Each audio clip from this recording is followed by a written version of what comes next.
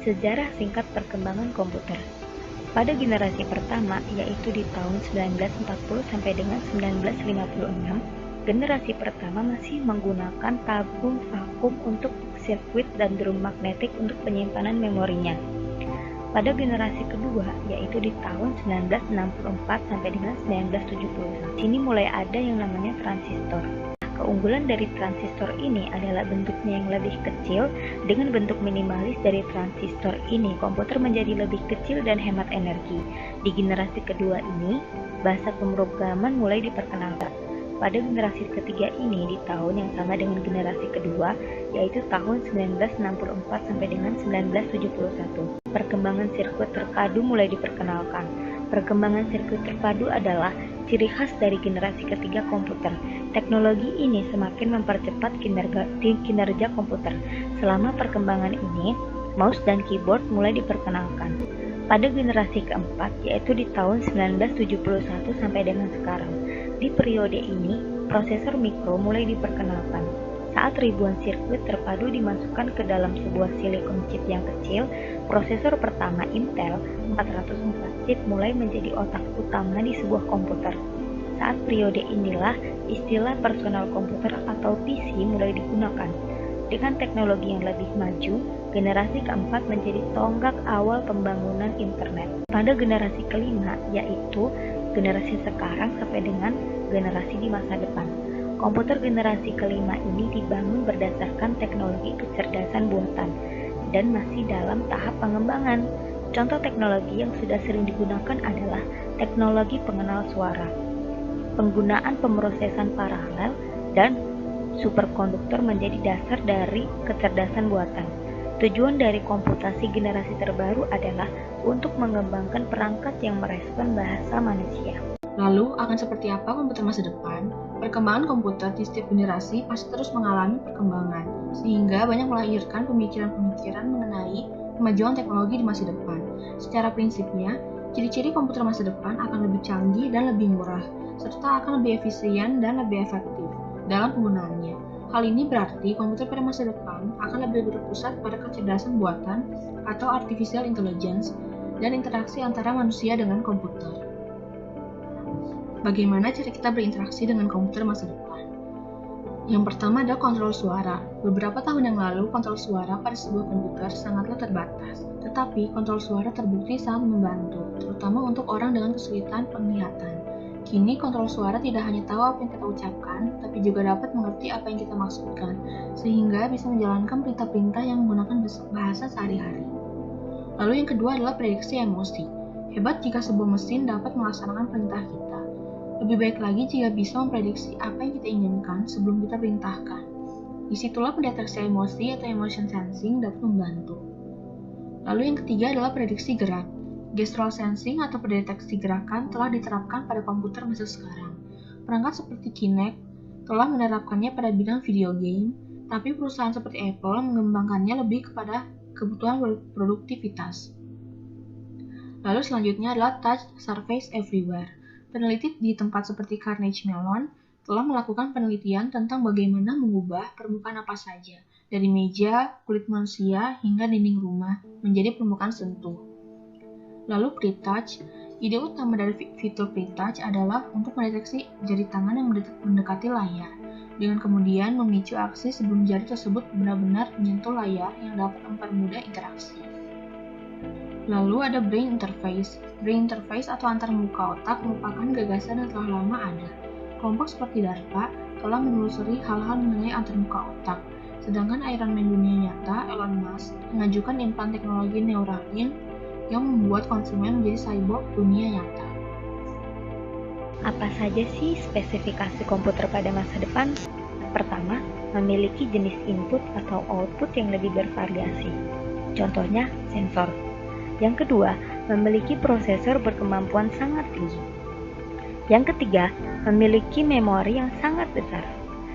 Yang keempat, dapat dioperasikan dengan baterai yang tahan lama. Yang kelima, dapat berinteraksi dengan menggunakan bahasa yang lebih alami. Yang dimaksud dengan bahasa yang lebih alami yaitu bahasa yang dapat dimengerti oleh bahasa manusia. Lalu bagaimana konsep komputer pada masa depan? Nah, konsep komputer pada masa depan lebih berpusat pada artificial intelligence atau kecerdasan buatan. Artificial intelligence atau AI adalah bagian dari ilmu komputer yang mempelajari bagaimana membuat mesin komputer dapat melakukan pekerjaan seperti dan sebaik dilakukan oleh manusia. Bahkan bisa lebih baik daripada yang dilakukan oleh manusia. Artificial intelligence atau kecerdasan buatan menjadi penggerak revolusi industri 4.0 yang menjanjikan banyak kemudahan bagi sektor pemerintah maupun industri Internet of Things, IoT, dan Big Data. Contohnya, di mana AI dapat diimplementasikan. Kamera cerdas pendeteksi kepadatan volume kendaraan di jalan raya. Ini menggunakan teknologi Deep Learning Neural Network yang telah diimplementasikan pada beberapa pemerintah daerah kabupaten dan kota dalam mendukung program Smart City. Contohnya seperti lalu lintas. Tidak mungkin seorang polisi harus berjaga 24 jam di tempat. Untuk membuat aplikasi kecerdasan buatan ini, ada dua bagian utama yang sangat dibutuhkan. Yang pertama, yaitu basis pengetahuan. Basis pengetahuan ini bersifat fakta-fakta, teori, pemikiran, dan hubungan antar satu dengan yang lainnya. Yang kedua, ada yang namanya motor inferensi. Motor inferensi ini berkemampuan menarik kesimpulan berdasarkan pengetahuan dan pengalaman. Lalu komputer kuantum. Apa itu komputer kuantum? Komputer kuantum adalah jenis komputer yang memanfaatkan fenomena mekanika kuantum, sebuah cabang fisika seperti superposisi dan keterkaitan untuk mengolah data. Mekanika kuantum sendiri adalah cabang fisika yang menjelaskan bagian-bagian kecil alam semesta, misalkan mulai dari atom sampai yang lebih kecil darinya. Satuan yang terkecil dari informasi pada komputer kuantum disebut sebagai qubit, yaitu sebuah sistem mekanika kuantum yang dapat menduduki superposisi keadaan sekaligus dengan jumlah yang tak terbatas. Qubit merupakan analogi dari bit yang digunakan pada komputer digital. Sebuah qubit dapat mewakili angka 0 dan 1 atau superposisi 0 dan 1. Maksudnya, qubit tersebut mewakili 0 dan 1 secara bersamaan. Lalu, prinsip komputer kuantum. Komputer kuantum bekerja dengan cara memanipulasi prinsip fisika kuantum. Fisika kuantum adalah cabang fisika yang menjelaskan tingkah laku objek-objek subatomik. Teori ini bermula dari teori fotoelektrik yang menyatakan bahwa cahaya tersusun atas paket-paket gelombang yang bertindak sebagai partikel dan gelombang bersamaan yang disebut foton, yang merupakan kuantitas terkecil cahaya. Kuantitas terkecil tersebut disebut sebagai kuantum. Dalam fisika kuantum terdapat beberapa fenomena, di antaranya keterkaitan atau entanglement dan superposisi atau superposition. Syarat untuk komputer kuantum bekerja. Yang pertama, dapat ditingkatkan skalanya. Qubit harus bisa ditambah terus-menerus. Lalu yang kedua, qubit harus bisa diatur menjadi keadaan awal, misalkan 0. Lalu yang ketiga, interaksi antar qubit harus cukup kuat untuk membuat keadaan logika kuantum. Yang keempat, untuk melakukan operasi dengan gerbang logika, waktu dekoherensi harus lebih lama daripada waktu pengoperasian gerbang logika. Lalu yang kelima, harus mampu membaca data. Dan yang keenam, untuk menghubungkan sirkuit komputer harus mampu mengkonversi qubit penyimpan data menjadi qubit pengolah data. Lalu yang terakhir, harus dapat menggerakkan qubit ke tempat lain dengan akurat. Teori dan fakta mesin waktu. Teori mesin waktu menurut Albert Einstein, beliau mengemukakan dengan rumus E sama dengan mc kuadrat atau energi sama dengan massa dikali kecepatan cahaya kuadrat. Teori yang pertama yaitu teori relativitas khusus. Teori relativitas khusus yang dikemukakan oleh Albert Einstein adalah ruang dan waktu tidaklah absolut, melainkan relatif. Pengertian dari teori ini adalah ruang dan waktu dapat berbeda untuk setiap manusia. Waktu juga bukan sesuatu yang bersifat statis, tetapi akan terus bergerak dan manusia akan selalu mengikuti pergerakan waktu tersebut. Penjelasan secara sederhananya adalah saat manusia berpindah posisi, maka secara bersamaan waktu pun akan mengikuti perpindahan tersebut.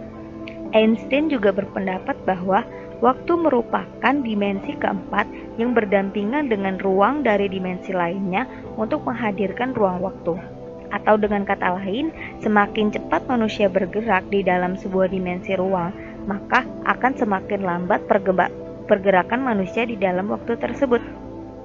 Jadi intinya, jika ingin berjalan melintasi waktu, kita harus berjalan dengan kecepatan cahaya. Untuk dapat melakukan hal tersebut, kita memerlukan mesin waktu yang dapat bergerak sama seperti kecepatan cahaya. Contohnya adalah pesawat luar angkasa yang super cepat yang dapat bergerak secara secepat cahaya.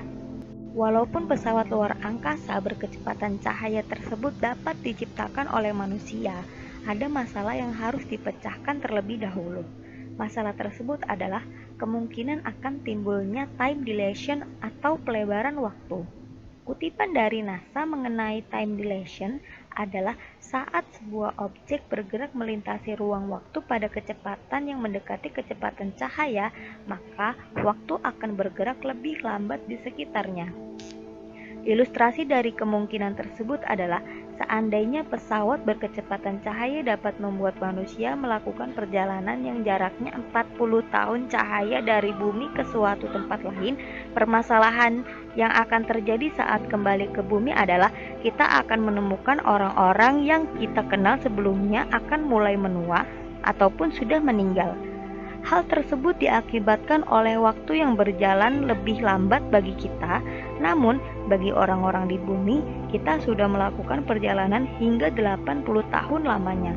Walaupun di dalam perjalanan dengan menggunakan pesawat hanya membutuhkan beberapa tahun saja.